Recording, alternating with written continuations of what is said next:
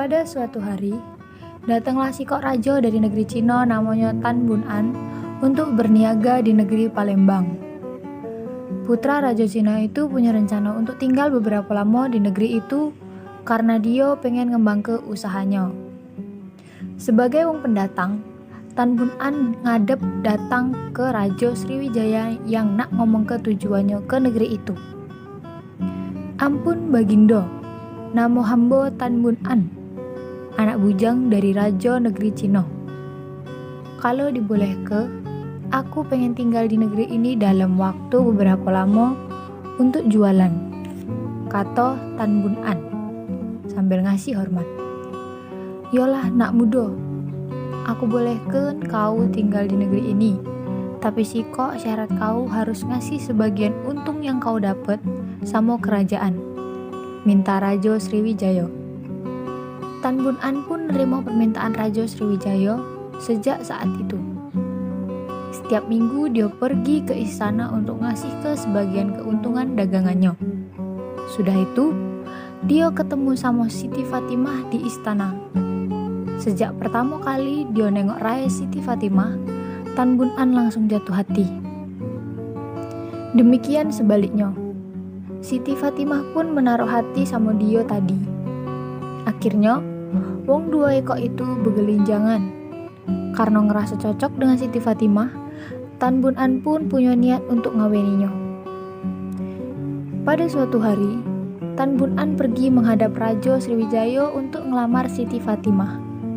Ampun Bagindo, hamba datang ngadep sama Bagindo untuk meminta restu. Kalau diperkenankan, hamba ingin menikahi putri Baginda, Siti Fatimah, ungkap Tan Bun An. Raja Sriwijaya terdiam sejenak. Dia berpikir bahwa Tan Bun An adalah seorang putra Raja Cina yang kaya raya. Baiklah Tan Bun, aku ngerestui kau kawin sama anak betina aku, tapi dengan sikok syarat, kata Raja Sriwijaya. Apa nih yang syarat itu Baginda? Tanya Tan Bun An penasaran. Kau harus nyiap ke 9 guci berisi emas, jawab Raja Sriwijaya. Tanpa pikir panjang, Tan Bun An pun bersedia memenuhi syarat itu. Baiklah Baginda, hamba pacak memenuhi syarat itu, kata Tan Bun An. Tan Bun An pun langsung ngerem utusan ke negeri Cina untuk nyampe ke surat sama kedua wong tuanya. Selang beberapa waktu, utusan itu kembali membawa surat balasan kepada Tan Bun An dari kedua wong tuanya itu ngatok restu atas pernikahan mereka dan sekaligus permintaan maaf karena tak pacak ngadiri pesta kawinan. Namun sebagai tanda kasih sayang sama dia tadi, kedua wong tuanya ngirim 9 ikok guci berisi emas. Demi keamanan dan keselamatan guci-guci yang isinya emas tadi dari bajak laut, mereka ngelepasinya sama sayur sawi tanpa taunya si Tan Bun An tadi. Pas tahu rombongan utusannya sudah balik, Tan Bun An sama Siti Fatimah dengan keluarganya dikawani si kok dayang setionyo langsung pergi ke dermaga di muara Sungai Musi untuk ngecek isi ke-9 guci itu. Setibanya di dermaga, Tan Bun An segera memerintahkan sama utusannya untuk nunjuk ke guci-guci itu. Mana guci-guci yang isinya emas itu? Tanya Tan Bun An sama si kok utusannya. Kami menyimpannya di daerah dalam kamar kapal tuan, jawab utusan itu seraya menunjuk ke kamar kapal tempat guci-guci tersebut disimpan. Utusan itu mengeluarkan ke-9 guci tersebut dari kamar kapal. Tan Bun An langsung memeriksa isi sikok-sikok. Terkejutnya dia pas nengok guci itu cuma isi sayur sawi yang dem busuk. Oi malu nian aku sama mertua aku, kayak aku diremeh kesoleh barang busuk bau ini, kata Tan Bun An. Dalam hati dengan perasaan kecewanya, seraya membuang guci itu ke Sungai Musi. Dengan penuh harapan, Tan Bun An segera membuka guci yang lainnya.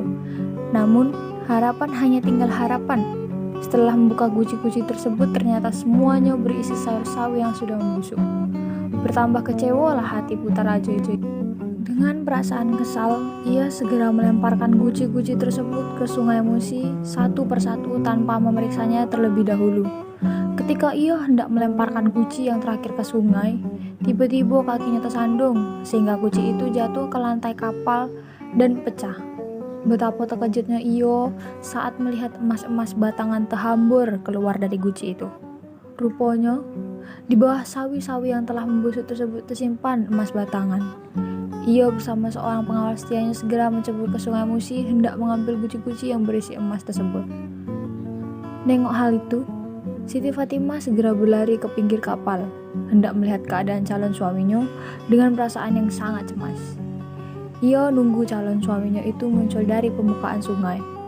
Karena orang yang sangat dicintainya itu tidak juga muncul, akhirnya Siti Fatimah bersama dayangnya yang setia itu ikut menceburkan dirinya ke sungai untuk mencari pangeran dari negeri Cina itu.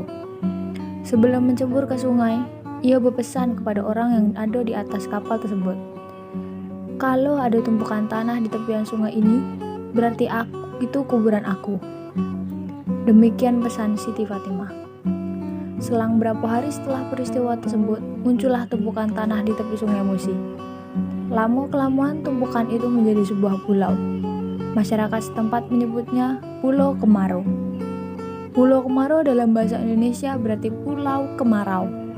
Dinamakan demikian karena pulau tersebut tidak pernah digenangi air walaupun volume air di Sungai Musi sedang meningkat. Demikianlah legenda Pulau Kemarau dari daerah Palembang, Sumatera Selatan. Pulau Kemarau yang terletak sekitar 5 km di sebelah timur kota Palembang ini memiliki luas kurang lebih 24 hektar. Kini Pulau Kemarau menjadi salah satu objek wisata menarik, khususnya wisata budaya dan religius di Palembang.